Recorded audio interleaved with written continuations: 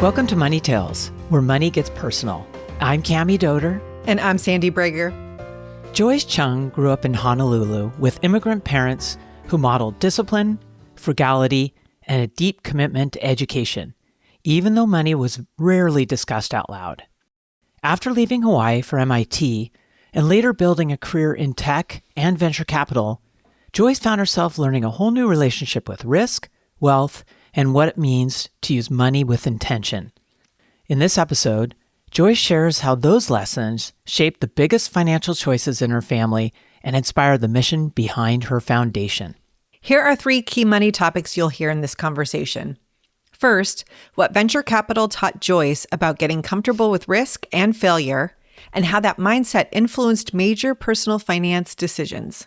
Second, the power of naming the entities you create, including trusts and foundations, to embed values and guide the purpose of wealth across generations.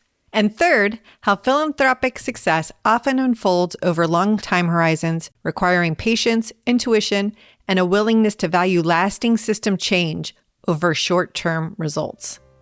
Now it's our pleasure to bring you Joyce Chung's Money Tales. Welcome, Joyce Chung, to the Money Tales podcast. Thank you for having me. Our family have been watching some old reruns of Happy Days, and I wanted to talk a little bit about this because I thought, I know, it makes us all smile. Partly, we wanted to introduce them to a show that wasn't about making millions through music or singing and dancing. That seems to be the shows we watch with our girls. We wanted to bring in that there's other ways to make money and other type of family dynamics. So we landed on, let's watch Happy Days. Awesome. It's been really fun. And I was thinking about it coming into this conversation because of how money is portrayed. It's not overtly talked about, but definitely in Happy Days, it's definitely an emphasis on the middle class and all sorts of different jobs, whether you're working at the hardware store or at the diner or a mechanic. And, I can't say my husband and I were super intentional with that choice, but I'm really liking that our daughters are getting exposed to different ways to make money.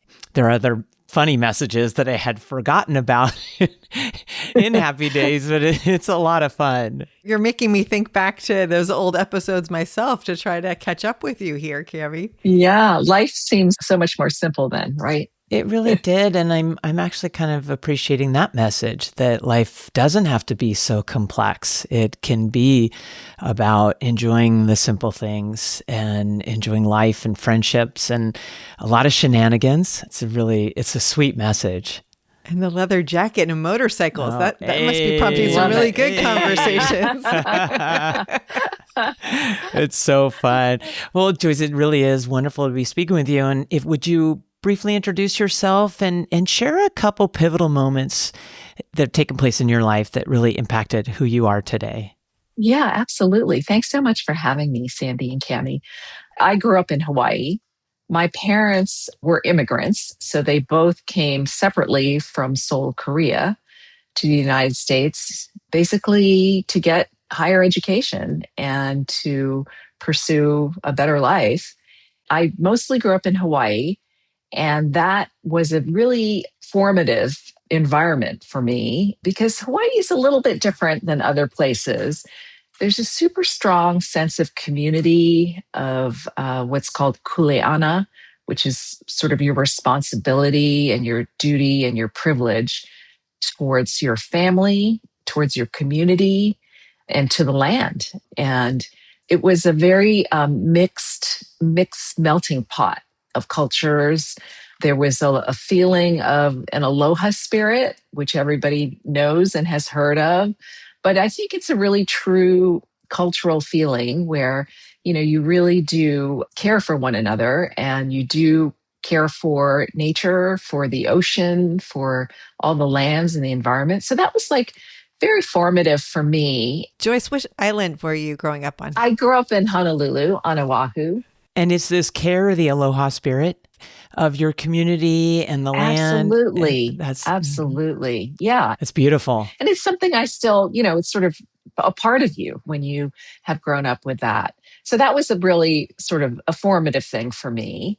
Another formative thing was I did leave to go to college, and I ended up in Cambridge, Massachusetts, which was kind of like going to a foreign country for me. Warm to cold. Yeah, exactly. It's a long flight too. It's a long flight, and I didn't get to go back home very often. So I really kind of got to know New England and all that life had to offer there, which I loved. It was just eye-opening for me to be exposed to this whole different world. Also, really incredible people.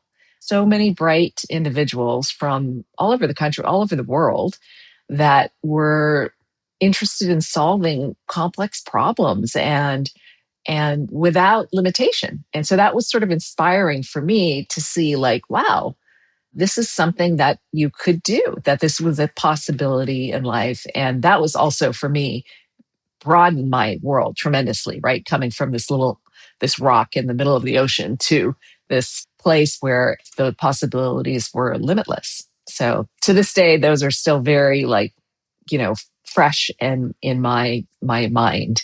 Absolutely. And I have to ask, are you a surfer? No, I hate to disappoint you, but I'm not. My kids like to surf though, so that's great. That is great. Tell us, when you're growing up in Hawaii in this beautiful aloha spirit, how did you learn about money? I had mentioned my parents were both immigrants and they came to this country with nothing.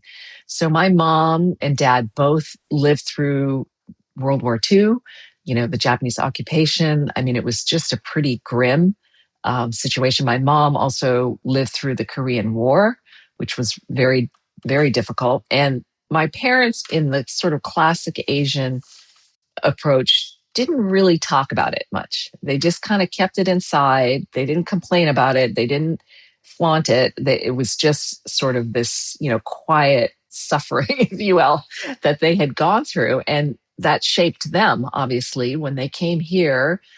It was all about very driven, like to work hard, to make the most of the opportunities they had, to save their money, and to build a life.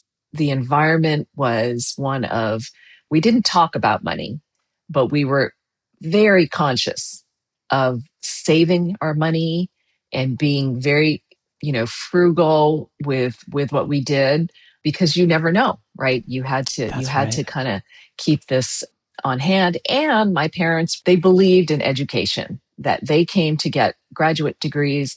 That was where they were going to invest their money. So that was their sense of value and what was important for us. We never got a lot of verbal lessons, but it was all role modeling. And it was very clear what the priorities were in our family. We all had to get jobs. We worked, jobs through college, through high school, and really all kind of helped with the family, basically. Joyce, with that in mind, tell us more about the adventure of going to Cambridge. Your parents had a lot of emphasis on education. You get into MIT. Yes. You're in this new environment where people are just looking to solve massive problems. How are you thinking about money as a college student looking to transition out of school and into a career? For me, it was very much about, I took out some student loans. My parents saved a lot of money and they paid for a good portion of it. But I felt like I needed to get a good job that was going to help me pay off the loans, support myself, no longer, expect my parents to support me. And so I worked in the summers and I worked during the school year, and then got an okay job when I graduated. But I'll tell you, the first time, I got an apartment and I was paying my bills. I paid my loans monthly bills. And it was just a really great feeling to feel like I can support myself. It wasn't a lot of money, but I made money enough to save a little bit and to pay my bills, pay my living expenses. And I felt like, okay, I did this and I can do this. Freeing and empowering. Yes, very much so. Very much so. So I know you're someone who got into venture capital. Tell right? us that story. That's exciting. Having focused on technology undergrad and then finding jobs in the industry, I was working at some tech companies out in Cambridge, and then came out to the West Coast to go to business school at Stanford, and then ended up working in tech companies as well in operating roles. And when I was there, I started to think about, I joined a couple of large companies. I was at Sony Corporation, I worked at Adobe Systems, and I kind of wanted to experience a startup environment, which is what I did when I worked in Cambridge. It was just sort of a lucky thing for me. I went to talk to someone that was running our venture group at Adobe. Adobe had its own corporate venture group and wanted to like explore some startups, so they were seeing lots of startups that were coming through. And he said, well, why don't you come work here? And I thought, that's great. I'll go in, I'll learn about early stage companies, and maybe I'll find one that I want to work with, or I'll come up with an idea to start something. And instead, I fell in love with the actual meeting the entrepreneurs, looking at the startup companies, figuring out, learning like what's next, and all these super passionate, smart entrepreneurs coming through was just so energizing. And I loved that about the business and ended up just continuing to do that. So it was a lucky opportunity that I stumbled upon. And I'm curious, what were some of the money lessons that you were learning from working in venture that were applicable to your personal life? Because there's so many money conversations come up when folks are starting businesses and looking for funding and expansion. I think the thing that I have, and I still, struggle with this a little bit, is like, how do you decide how much risk to take? Having grown up the way I did, we were risk averse, right? We were all about like, let's make sure we're stable and we can, kind of like build brick by brick what we're doing here. Whereas, the venture business is like, you know what? Let's just try something and see if it works. It may not work, it probably won't work, but let's throw some money at it and see what happens. And so the whole model is like, one or two out of 10 are going to actually take off, but the rest will fail. And you just have to get comfortable with that failure. That was something that I had to adjust to, because I think my natural instinct is to be conservative and say, well, this is a risk, that's a risk, can't do that. I mean, you don't, this might happen. So you kind of avoid the high risk, but usually the high risk ones are also the high reward. So that was an adjustment, but that was a really good lesson. And I think I still continue to learn that. My husband is an entrepreneur. He's a serial entrepreneur. So he's very comfortable with risk. And so between the two of us, we've sort of been able to balance out one another. And we have taken risks with our own personal finances, but for the purpose of achieving other things. And so that's what my lessons have been over the years. Can we go a little deeper into that, Joyce? Because I'm curious Sure.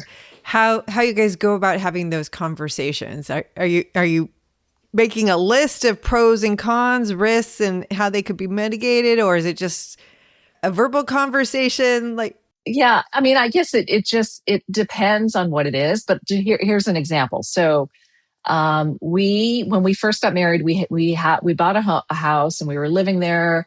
We had a couple kids, not too long after. And then we realized that it maybe wasn't the best school district. There were windy roads. It wasn't really great for like running out and playing for little kids. And so we started looking at other homes, and we found one, our current home, actually, it turns out, but it was an old house and it really needed to be torn down, to be honest. But we couldn't afford to do that. We couldn't actually afford to buy the house while we still had our other house. We leveraged ourselves to do it, but it was an opportunity that was unusual. And so we had to move on it or lose it. And my husband convinced me that we should do it because of what the value it would bring to our family. And yeah, there was a scenario where we could get into a little bit of trouble, but we were willing to take that risk. And we did. Our old house took a very long time to sell. This was in one of the crashes. And we had an offer that was rescinded and a second offer, and it was very nerve-wracking. But we finally did sell it. So and we have this house, and my husband had a liquidity event. We were able to rebuild. And now we have the home that our kids grew up in and that we love. But it wasn't clear that it would go that way. So I think because of the value of actually having it work out was great enough for us to pursue that and take that risk. We did it, and we got lucky, and it worked out. Well done. Well done. And I'm smiling here because I feel like you and I have walked some similar paths. I grew up in this family, immigrant family, came from nothing, work hard, save. I'm married to the entrepreneur, very comfortable taking risk. Right. And I am just curious, has your relationship with risk evolved? And if it has, have you nurtured that evolution? And, what's your advice to anybody who is trying to evolve their relationship with risk? Yes, it has evolved. And I think because he is a serial entrepreneur and he's willing to take those risks, and we can support collectively that work, and it's worked out. So we did get lucky with some of his exits on his startups. We are now in a position where we're able to do a lot of things that we have always sort of dreamed that we wanted to do. So we're very fortunate to be in that position now. But if we hadn't taken those risks for him to start those companies, he took no salary. We put money into it, and it never would have worked out that way. So I think understanding that it's okay to take some risk, and it may not work out, but there's always a path forward.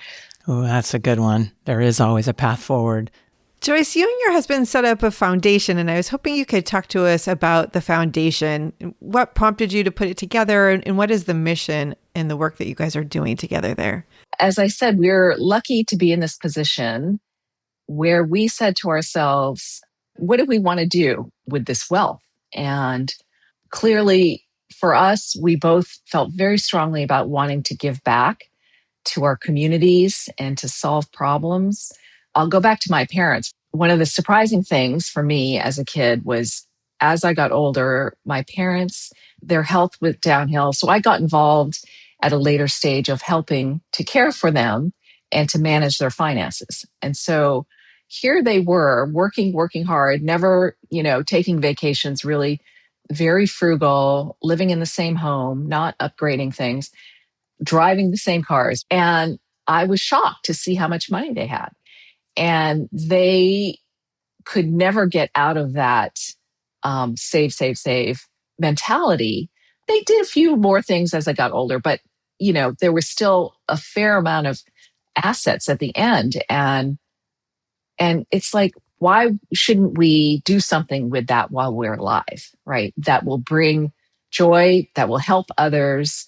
And that's kind of what we decided we wanted to do with our wealth, is that we don't want to kind of create something that lives on in perpetuity. We want to see the impact of what we built. So we decided we would start a foundation, and I spend most of my time on this now, where we're focused on three main areas. One is our local community, so local community resilience, and these are nonprofits that are helping with education, with the arts, with food, with shelter, housing. And this is in the Bay Area and also in Hawaii. So we fund a lot of organizations in that space. The second area is entrepreneurship. We both believe strongly that entrepreneurship is a really important path to building financial stability, prosperity for people, for families, for communities. A lot of times, immigrants often become entrepreneurs. And what we focus on are under-resourced entrepreneurs. So these are entrepreneurs that don't go to Stanford Business School and have access to capital or mentors or networks. So we have set up some programs around helping under-resourced entrepreneurs to develop the skills to manage their businesses successfully. So using the tools that are out there, giving them mentorship. And so that's one of the main projects and actually services that we are offering to entrepreneurs. Our program is called Launchpad. So there's more information on our website. So if anyone is interested in that. The third area that we focus on is environment. And having grown up in Hawaii, again, I have a real appreciation and respect for the land and the oceans and caring for them. So we work with land trusts or organizations that are helping to solve some of the climate problems and challenges that we are facing right now in our environment. So those are the three areas. They're very broad. But one of the things that we try to focus on across those three sectors is how can we, and this brings in a little bit of the venture capital mindset, is how can we be a catalyst for change? So there might be some program that we think can work and can scale, but we're not sure, but we're going to try it. And that's why we're investing in Launchpad. We are now expanding it from the Bay Area to all of California. And this year we're broadening it to all of the country. So any entrepreneur across the country can sign up for this program. Congratulations. That's exciting. So the idea is that we'll take that risk. We'll take that early. It might fail, just like venture, but we'll take a little bit of risk and try something out. And if it works, we're going to work on scaling it. But if it doesn't, then we'll, move on to something else. So we see that even in environmental solutions. There's a lot of programs that we funded that are small, like let's save the coral reefs, like let's try this methodology. And if it works, then we can scale it out. So we're not big enough to solve malaria, but if we can put our efforts into the earlier, slightly higher risk work, we're fine doing that. And then have that effect hopefully broaden over time. You're tackling some really big, important issues. And I really like what you talked about, being a catalyst for change. I think everybody can be a catalyst for change in small and big ways, and small builds to big. How would you recommend someone goes about being a catalyst for change? Yeah, well, it's interesting. When we first started the foundation, I thought, well, I don't really have any experience in this, and I'm just going to learn about it, maybe go to some conferences and figure it out. And what I've come to realize over the last few years is that, we all bring something to the table. We all have our experiences. Mine happened to be in tech and venture and startups. And I realized that I can help impact in using that expertise in the nonprofit sector. There are lots of ways that the same lessons apply. And I think taking the time to figure out that what do you bring to the table, and how can I add value to what's happening out there or the needs that are out there. And whether that's joining the board of a nonprofit or volunteering at one or, helping to start one, there's lots of, it's limitless, and it's very satisfying, I have to say. Like it's a lot more enjoyable than the private sector. It's coming through in the tone of your voice that it's hard not to smile and feel the excitement that you're bringing.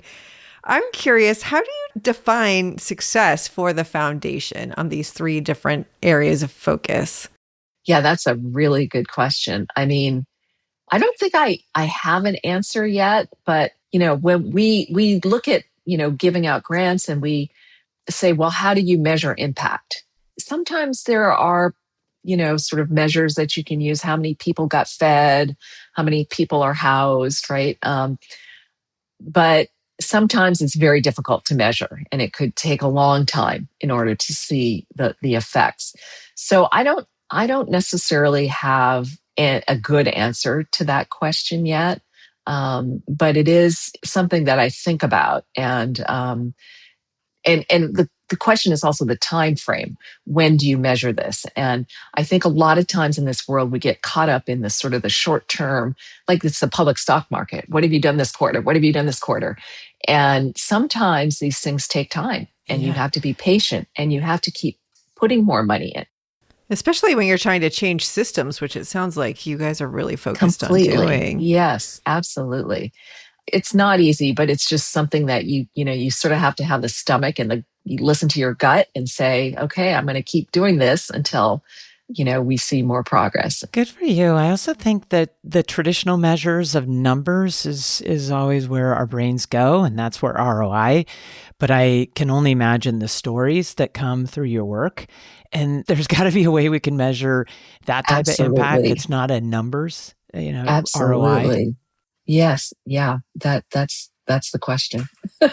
Joyce, one of the most exciting things that I've seen in the lives of clients when they create foundations is the name in which they choose for the foundation. And names can be very important. They can reflect who we are literally by having our names on them. But you and your husband didn't choose to name your foundation after yourselves. You named it, and I'm a little nervous here because I'm not always good with my Hawaiian, but Makahakama? Did I say that right? Close. Honestly, we call it Makahakama, but Thank you. you can say anything you want because we sort of made it up. Ah. I'll tell you the story. Hopefully, I'm not going to be accused of cultural misappropriation, making up Hawaiian words. But the story goes is that our kids were, maybe 8 and 10, and we were on vacation, and we sat down and we said to our kids, "What are our family values? Like, what's important to our family?" And we all started throwing out words, responsibility, a sense of humor, optimism, hard work, perseverance. Like, we had a whole list of things. We wrote that down, and then we came back, and in fact, we made a little poster. It's behind me, where my kids wrote, and they had little memes for all the words, and they wrote down the definitions of what it meant to them. And we, put that together for Father's Day, and we put that up on the wall. And then, 10 years later, when we decided to start the foundation, we said, well, how are we going to make sure our family values are incorporated into the foundation forever? Like, that we are constantly reminded of those. My husband, who also loves Hawaii, he did not grow up there, but he loves it. He took those words and he looked up all the Hawaiian words, and he pulled out like a couple syllables from each one and kind of threw together this word that we made up. And it's our way of reminding ourselves, why are we doing this? And just the values behind all of this going forward. Oh, that's incredible. Is a beautiful story. I'm so glad you shared that. Sandy's right. Names matter, and that is a really meaningful name. Thank you. It's hard to say. Joyce, this has been a wonderful money conversation. Tell us, what is your next money conversation going to be, and who's it going to be with? My kids are now college and post-college. And, we have for many years thought about, like, how do we have them be involved and care about these things? And I think actually they're both very much attuned to giving back already. In fact, one of them is going to be a teacher.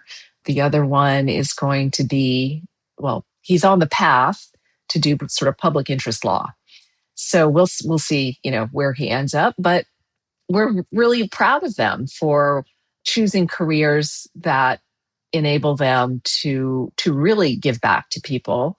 And we have, over the last few years, invited them to be involved in the foundation. Now, they're very busy in their lives, and they're a little bit anti-money, to be honest. And so there was not a lot of interest. But recently, they have expressed interest to get more involved in giving back financially. And in fact, they both like do a lot of volunteer work. One of them already will give money to people. He works with people in Providence and helping them with their vital documents that are, houseless. And so a lot of times they will ask for money for, paying their fees and expenses. And so he's already been doing that sort of thing. So we are going to get them involved in terms of their own interest in philanthropy. And so the conversations I expect we'll have are going to be around how they start to get involved, and what some of the things we do when we diligence and we look at nonprofits and who to support. And so I think that's what we're excited about doing, Oh, is it's to beautiful. kind of work with them on Paying that. it forward for sure. And Yes, their involvement absolutely. is so important. Joyce has been incredible. Would you share where is the best place for people to find you digitally? On my foundation is jchung at makahakama.org. Now that's a mouthful. So We'll share it in the show notes. How's that? yes, perfect. Thank you very much for talking with us on Money Tales and sharing some really important lessons that you've learned along your journey. Thank you so much for having me. It was great to meet you.